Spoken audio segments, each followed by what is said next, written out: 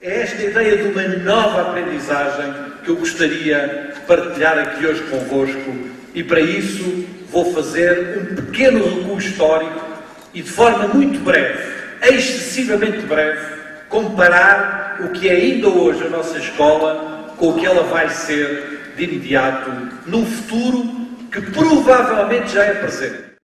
Para isso recorro a uma extraordinária invenção tecnológica.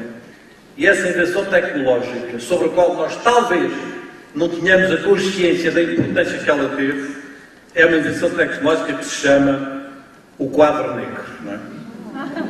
O quadro negro foi a maior invenção tecnológica no campo do ensino. Foi o elemento central de toda a pedagogia nos últimos 150 anos. Ora, brevemente, quais são 4 características do quadro negro que são características centrais para o que me interessa falar convosco? A primeira característica é que o quadro negro é um elemento fixo, que fixa um espaço, que fixa um determinado espaço e uma determinada materialidade espacial. É um elemento vazio, ele não tem lá nada dentro, não é? O quadro negro é um elemento que implica, inevitavelmente, uma comunicação vertical, a partir de um centro, não é? Há um centro para o qual todos olham e, portanto, há uma comunicação vertical, transmissiva, de um professor em relação aos seus alunos. E, finalmente, o quadro negro implica uma utilização coletiva. Isto é, nós falamos para 30 alunos ao mesmo tempo, para 40 alunos ao mesmo tempo, e eles estão todos dirigidos com a sua atenção para o quadro negro. O quadro negro não é utilizado para uma pedagogia individualizada, ele é utilizado para uma pedagogia coletiva. Estas 4 características do quadro negro são, num certo sentido, as 4 características centrais da escola nos últimos 150 anos. E são estas 4 características que, num certo sentido, já não fazem parte da sociedade do século XXI.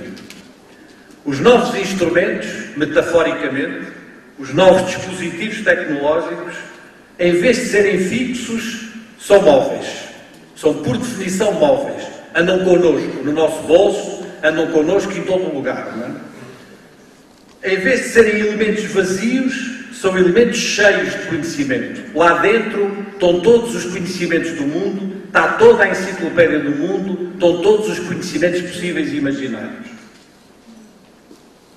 Em vez de apelarem a uma comunicação vertical, eles implicam ou propõem uma comunicação horizontal, de pessoa a pessoa, de aluno a aluno, de pequenos grupos a pequenos grupos, introduzem uma comunicação horizontal. E em vez de serem apenas um elemento de utilização coletiva, eles contribuem para uma comunicação mais individualizada, para um estudo mais individual, para uma possibilidade de uma maior individualização do ensino. Estas 4 características, a característica da passagem do fixo ao móvel, do vazio ao cheio, do vertical ao horizontal e do coletivo ao individual, definem, metaforicamente, 2 pedagogias completamente distintas, 2 escolas completamente distintas, 2 modos de ensinar e de aprender completamente distintos. A nossa realidade vai ser uma realidade metaforicamente centrada sobre o móvel, sobre o cheio, sobre o horizontal e sobre o individual. E ao dizer-vos isto, partilho convosco uma ironia da história.